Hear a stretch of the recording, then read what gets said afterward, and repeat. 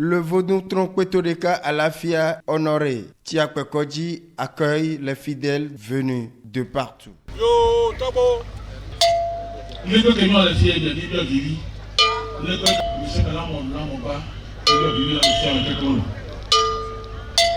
« 25 janvier 1939, 25 janvier 2024, il y a 85 ans que Vaudou-Tron Puerto Rica à l'Afia contribue à la survie des familles au Bénin.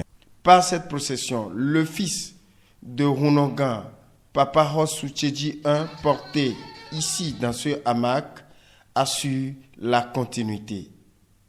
Ndidi we zombo fobi sombe lo fidi Ndidi de Papa Hossou Tchédji nous comptons l'eau nous voulons tekin et we zon eze bisi kwe eneon so kuyan ni bonu don dio no we ron kwe do azizono tre wa gonton bedo amasiten clan da azizono elo botron doni be ba ma bi boida o son don me be kale akambio tron no mane ame on botron no e o mane o so era part of fene nous bo so amation so ra part of fene o san emanamation me on azono bo.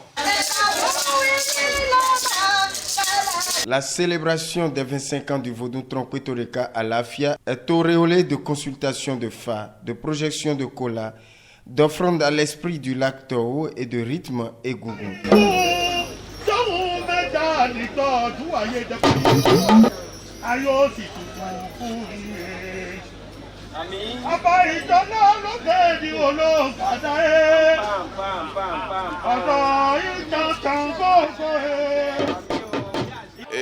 L'événement de ce jour, comme vous l'avez constaté, depuis plus de 72 heures, il y a une animation très festive ici.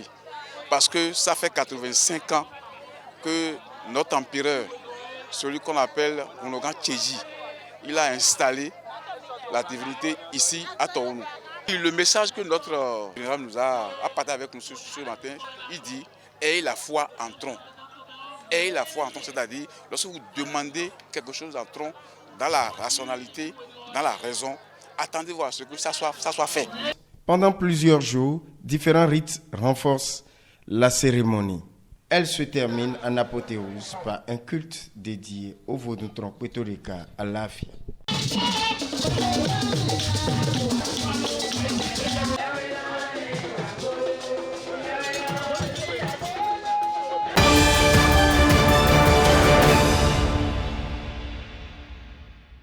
Deux axes majeurs définissent le programme pays du PNUD Bénin pour la période 2024-2026.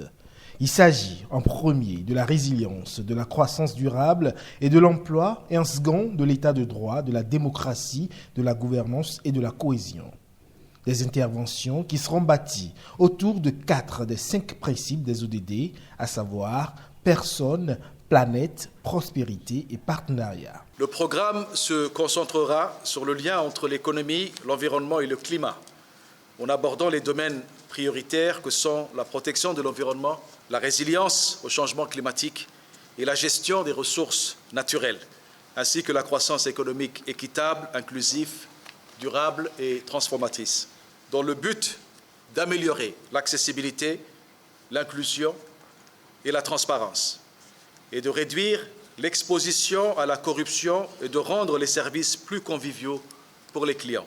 Il s'agit donc, avec ce nouveau programme pays, de soutenir la vision du gouvernement et d'œuvrer en synergie afin que d'ici 2026, les objectifs fixés soient atteints. Le programme des Nations Unies pour le développement, s'il veut intervenir dans un pays et qu'il y a un programme de développement dans le pays, il vaut mieux que ça s'aligne pour être sûr de se focaliser sur les mêmes objectifs, de procéder sur la même durée et d'avoir à peu près les mêmes méthodes, les mêmes processus pour y arriver. Le défi majeur que nous avons maintenant, c'est que vous savez, les programmes pays de PNUD généralement se déroulent sur une période de 5 ans. Mais il a fallu donc nous aligner avec le programme d'action gouvernementale, donc le numéro 2, qui finit en 2026. Donc court dans la durée, mais aussi très ambitieux en termes de volume et en termes de priorité.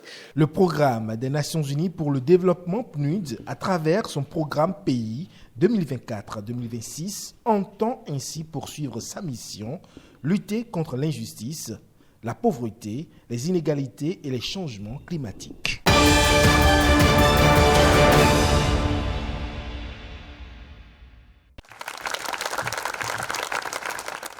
25 ans, ça se fête. Et à l'occasion des noces d'argent du puissant groupe GSM MTN au Bénin, son PDG est descendu du siège pour féliciter le personnel local. Il en profite pour annoncer au chef de l'État les nouveaux engagements de son groupe au Bénin. Nous avons eu une audience avec son Excellence, le président Patrice Talon, et nous avons abordé plusieurs sujets.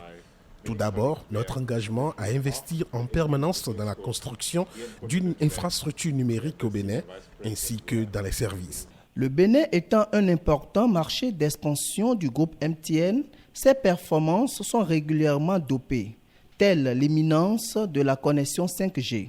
Une intéressante perspective pour un Bénin en pleine transformation numérique. Nous avons eu la visite de la ministre du Numérique et de la Digitalisation il y a environ une dizaine de jours, où nous avons présenté certains cas d'usage de la 5G.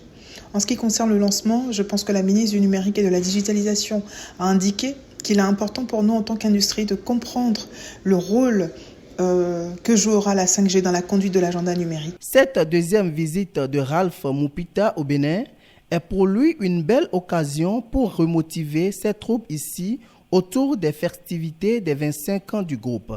On imagine la fierté du personnel qui témoigne. MTN a 25 ans aujourd'hui au Bénin, c'est une fierté, c'est vraiment une joie d'appartenir à une grande entreprise comme MTN. 25 ans de collaboration, 25 ans de relations, 25 ans d'amour avec la population béninoise. Et comme dans toute relation, tout n'a pas été rose, il y a eu des hauts et des bas. Mais ce que nous retenons, c'est que nous sommes très attachés à notre clientèle et chaque jour, nous essayons de faire un peu plus. C'est 25 ans de belles aventures. Nous avons eu la chance, ça fait quand même plus de 10 ans, je suis à MTN, j'ai vu Ariba passer, j'ai vu MTN passer et ça a été toute une évolution. Nous sommes fiers de cette marque et aujourd'hui, tellement nous en sommes fiers que nous avons l'arrivée de notre PDG qui nous donne, qui nous réconforte encore et qui nous aide à pouvoir croire au lendemain encore meilleur avec vous les abonnés. Le Bénin est une partie importante du groupe MTN. Il est donc important que je vienne de temps en temps au Bénin pour rendre hommage à Uche et à l'équipe qui ont fait un excellent travail en construisant une entreprise très moderne et puissante qui soutient la croissance du Bénin. La délégation du groupe MTN promet un investissement d'environ 129 milliards de francs CFA dans les infrastructures au cours des 3 prochaines années au Bénin et annonce également d'autres projets phares comme la promotion des lycées agricoles, la construction de la nouvelle direction générale de MTN Bénin, l'investissement dans l'économie béninoise, la mise à disposition de smartphones à un coût abordable. Très attaché à l'expérience client, le groupe veut toujours innover pour satisfaire ses 8 millions d'abonnés au Bénin.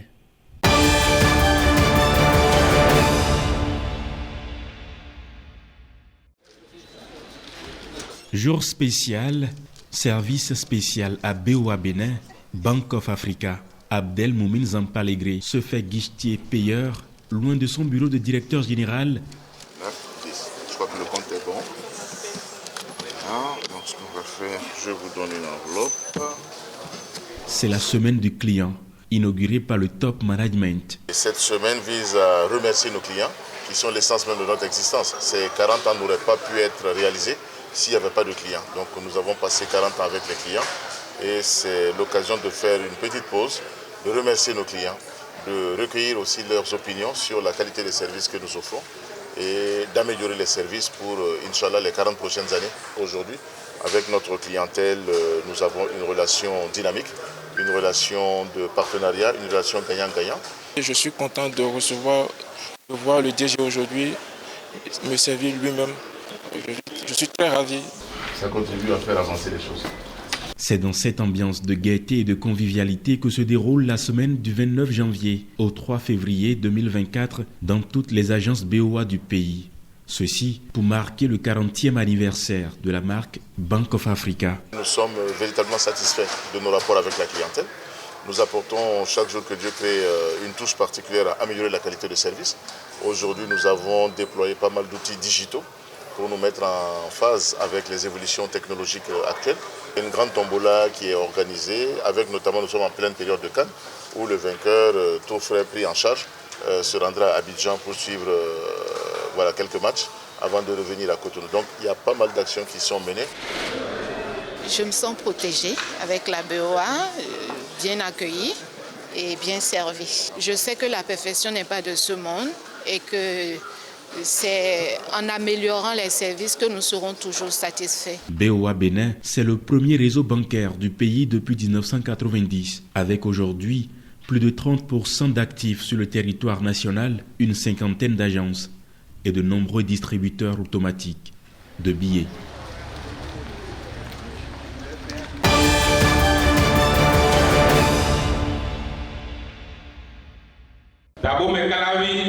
Le mandat 2024 de la Jeune Chambre internationale Abomey-Calavi Élite est officiellement lancé. Sous le thème « Maintenons le flambeau », le président de ce mandat, Ange Dossa, et ses membres entendent offrir aux jeunes encore plus d'opportunités de développement pour créer plus de changements positifs.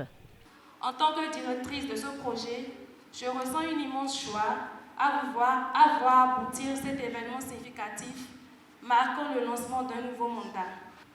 Je voudrais également réitérer ma confiance en notre président. Ensemble, sous sa direction, je suis convaincue que nous allons non seulement atteindre, mais également dépasser nos objectifs. Ensemble, maintenons le flambeau pour y laisser notre empreinte. Entreprendre, pérenniser et s'ouvrir. Le plan d'action 2024 s'articule autour de ces 3 axes stratégiques. Je puis vous dire que de bonnes perspectives sont prévues pour ce nouveau mandat. Les 3 objectifs fixés dans le plan d'action de cette année 2024 se focalisent sur l'amélioration du leadership entrepreneurial de notre organisation et de nos membres. Ensuite, l'implantation des actions durables au sein de notre organisation. Et enfin, l'accroissement du réseautage et la synergie d'action entre nos membres. Ainsi, les projets prioritaires sont entre autres les noces de cristal qui marquent les 15 ans d'anniversaire de la création de notre organisation. Le projet Terre solidaire, donc 2 hectares de terre mis à disposition de notre organisation à Ouedo, sous le leadership du CA. Le projet Maintenir les élèves à l'école qui sera réalisé au CG2 de Ouedo et consiste à accompagner une vingtaine d'élèves démunis à travers le paiement de leur scolarité. Depuis plus de 15 ans, la Jeune Chambre internationale Abomey-Calavi Élite est au service du développement des jeunes et de la cité de Fofo-Djaka. Ses actions et les valeurs incarnées par ses membres sont reconnues et saluées. À voir ce qui se passe ici, je ne vais pas faire rater cette occasion unique, ce creuset à mes proches, notamment à mes enfants. Puisque moi, j'ai eu la chance de côtoyer à d'autres niveaux et dans d'autres associations des gens venant donc de la JCI qui m'ont émerveillé par leur attitude, qui m'ont émerveillé par leur promptitude, leur ponctualité et même leur manière de maîtriser l'art oratoire. Et c'est ainsi que je souhaite que ce mandat soit beaucoup plus fructueux que le mandat précédent. Le lancement de ce mandat, placé sous la direction de Ange Dossa, est marqué par la remise officielle de lettres de mission aux membres du comité directeur local et la signature de conventions avec les partenaires. Tout ceci en présence des membres du comité directeur national, des présidents locaux, des sénateurs et du représentant du président national de la JCI Bénin.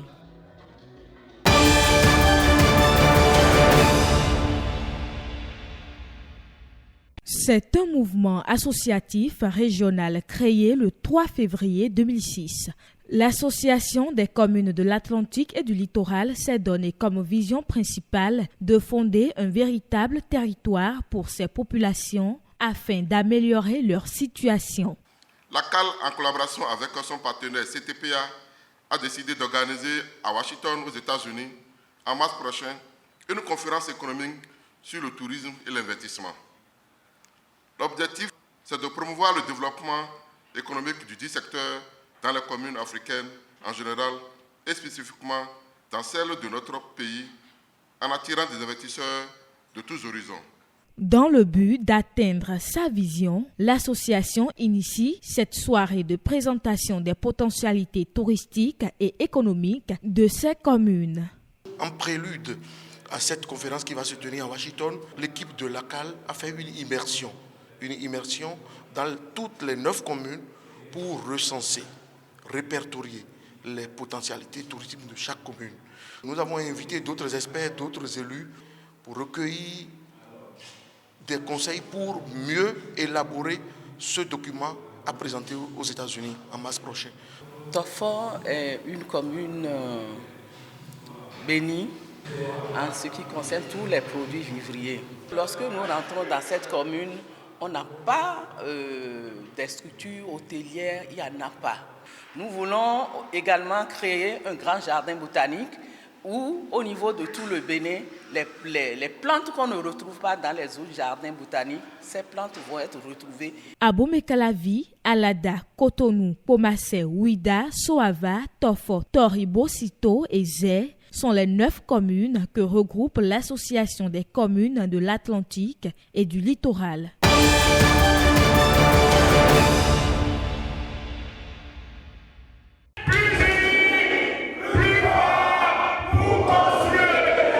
C'est dans un cadre convivial que les membres de la section Zou de l'Organisation de la jeunesse du Bloc républicain se sont retrouvés à Zakpota pour s'échanger les vœux du nouvel an. Et le choix porté sur cette commune n'est pas anodin. Nous sommes dans une commune, rien que BR. Les 8 arrondissements de la commune de Zakpota sont gérés par le Bloc républicain.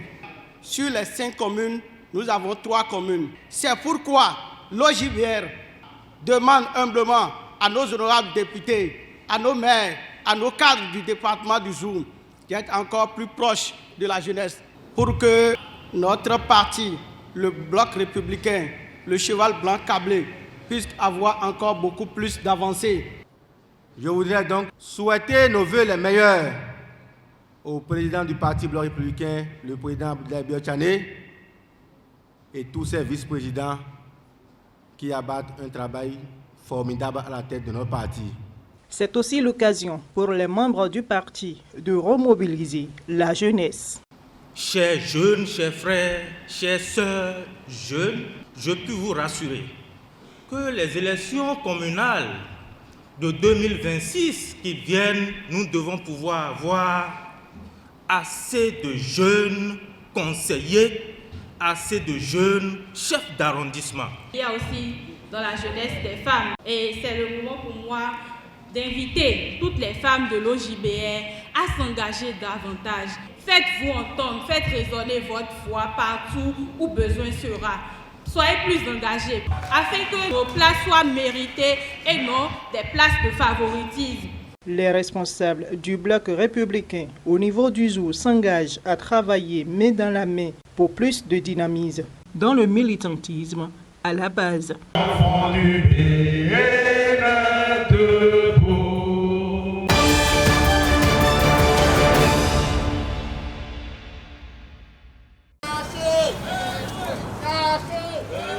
Elle sillonne les artères de la ville métropole et les débarrasse de tout déchet, surtout plastique. Elle a su inoculer ce comportement d'éco-citoyen à d'autres compatriotes des éco-running dans la ville de Cotonou. Elle en est l'initiatrice depuis près de 7 ans avec comme slogan fort « Sachez relouer ».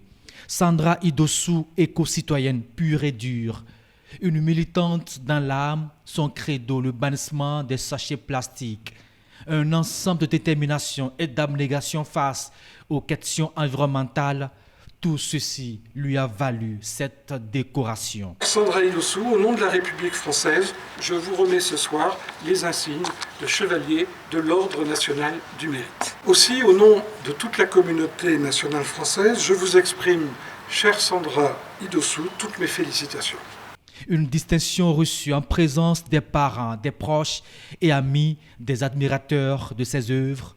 L'activiste environnemental fond presque en larmes face à cette reconnaissance. Vous, mes amis, vous me motivez.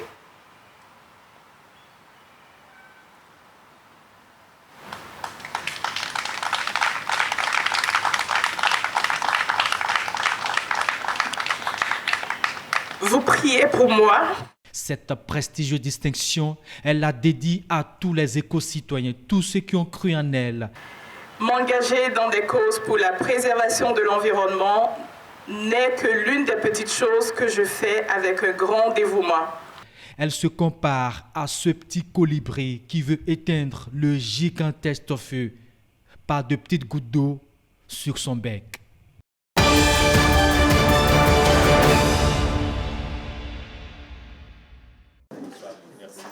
À la mise en service officielle de ce magasin de stockage de 60 tonnes, la joie des bénéficiaires est perceptible.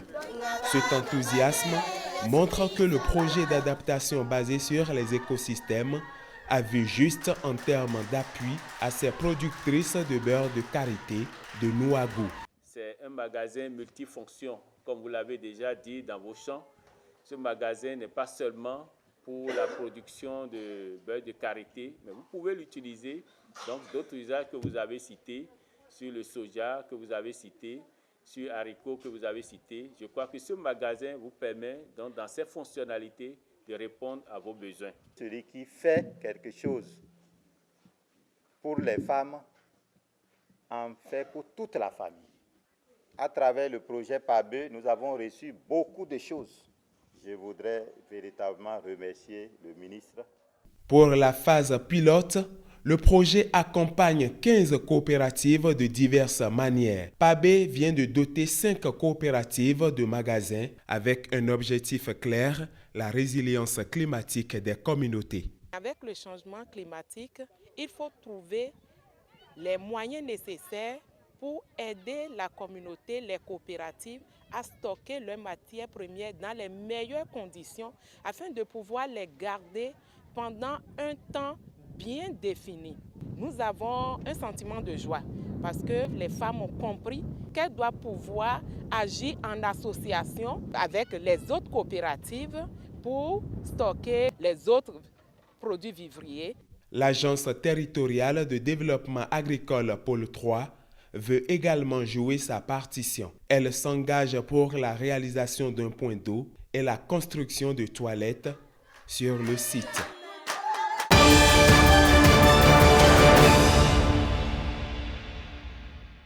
L'hôpital de zone de Kandy a souffert pendant longtemps d'un groupe électrogène de relais, étant donné que l'ancien groupe électrogène de relais était tombé en panne.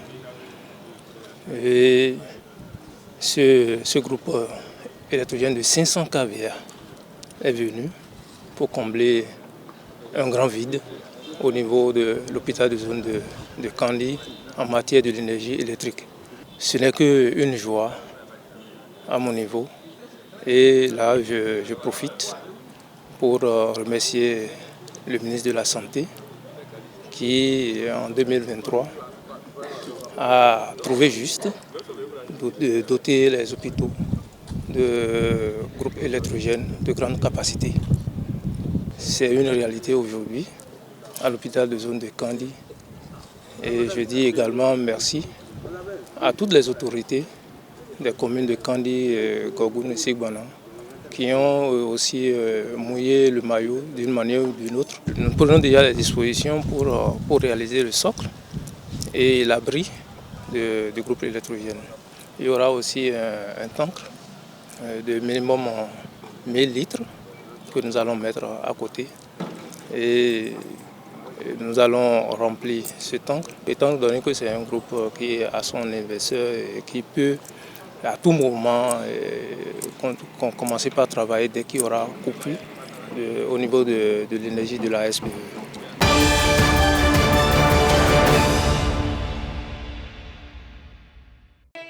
Dans le quartier Idjikwe à Sakete se dresse désormais cette mosquée annexée d'une école coranique. Une belle façon pour les filles et fils de El Hadj Abdul Karim d'honorer la mémoire de leur feu père en ce 41e anniversaire de son décès. L'événement donne lieu à une mobilisation ayant réuni les sommités de la communauté musulmane du Bénin. Ce que les enfants ont fait aujourd'hui, c'est rentrer dans l'histoire. Et nous devons comprendre que tout ce que nous avons ici, les biens, les maisons à étage, nos petits-enfants, nos petits-enfants, demain, ils peuvent les vendre. Mais là, ce que nous voyons ici, là, personne ne peut vendre. Et à travers cette œuvre que vous venez de réaliser, moi je trouve en fait résumer la vie de l'homme. À la mosquée, on rencontre Dieu. On apprend à adorer Dieu. À l'école, on apprend à être un bon citoyen, à recevoir une éducation humaine, à pouvoir vivre en société. Occasion rêvée pour Salimane Karimou de rappeler quelques pans de l'histoire de leur dynastie, celle du roi Amaro Djoye. Karimou a vécu, il est décédé. On a fêté des anniversaires, 10e, 20e, 30e. On est au 41e aujourd'hui, on s'est dit, on va encore marquer cela, mais au nom de toute la grande famille Amaro Djoye. Il y a eu d'autres musulmans après Karimou, il y a également des non-musulmans. Mais c'est au nom de tous ceux-là que nous l'avons fait, même si ça porte le nom de Karimou là ici. Quelques années déjà que l'école coranique existe. La première promotion a connu sa graduation à l'occasion de ce triple événement. «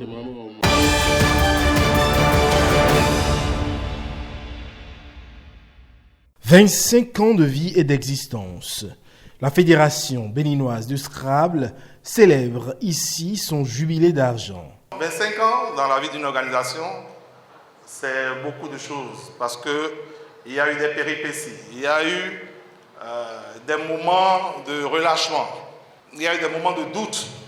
Mais à la fin, quand on jette un regard derrière, on se rend compte qu'on a pu traverser tous ces moments et que la fédération est toujours debout 25 ans après. C'est une soirée de reconnaissance, de mérite et de distinction de ces acteurs qui font la fierté de cette fédération, restée solide malgré le poids de l'âge. La fédération béninoise de Scrabble est l'une des rares fédérations à n'avoir pas connu de couac sur le plan institutionnel. Les bureaux se sont toujours succédés dans un esprit démocratique.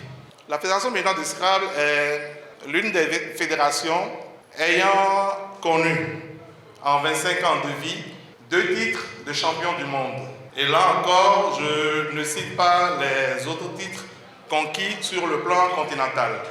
25 années dédiées à la passion des mots, aux défis, aux rencontres enrichissantes et surtout au partage autour du Scrabble. Plus qu'une organisation, cette fédération est aujourd'hui une grande famille. Ça me permet de voir d'abord des anciennes figures, des anciens dirigeants et qui sont revenus dans le jeu, qui nous ont conté l'histoire de la création de la fédération du Bénin parce que nous on n'était pas là.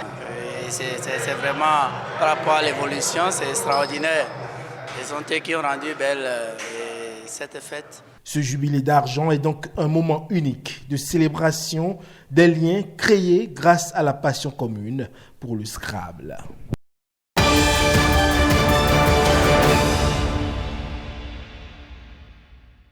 La revue du plan de travail annuel vise à faire le point des activités dans le cadre de l'exécution du budget au 31 décembre 2023. Il s'agit de faire le point de l'ensemble des interventions du ministère, d'apprécier les résultats obtenus, de relever les écarts et les analyser, d'identifier les difficultés rencontrées et en tirer les leçons pour une meilleure amélioration de nos performances. Plusieurs activités sont menées en 2023 pour répondre à l'attente des populations. En tenant compte des prévisions, il a été globalement exécuté à 74,47% en termes d'exécution physique, 111,61% en termes d'engagement financier et 110,87% en termes d'ordonnancement.